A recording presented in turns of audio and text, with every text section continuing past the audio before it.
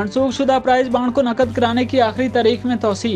वफाकी हुकूमत ने अवाम नास की सहूलत के लिए 7,500 रुपये, 15,000 रुपये, 25,000 रुपये और 40,000 रुपये मालियत के प्राइस बॉन्ड का तबादला नकद कराने का एक और मौका फराहम करते हुए इसकी तारीख में 30 जून 2023 तक तोसी कर दी थी। कबल अजी हुकूमत ने इन प्राइस बॉन्ड को नकद कराने के लिए 30 जून 2022 की तारीख मुकर्रर की थी। ताहम जो लोग मुकर्ररा मुद्दत में ये प्राइस बॉन्ड तब्दील नहीं करा सके, इन्हें आखिरी मौका फराहम करते हुए इसकी तारीख में 30 जून 2023 तक तोसी कर दी गई। मज़कूरा प्राइस बॉन्ड के सरमायाकारों को इन्हें नकद कराने या तबादले के लिए दर्ज झैल ऑप्शन दिए गए हैं। अलिफ, ज़ाहरी मालियत पर नकद करवाना।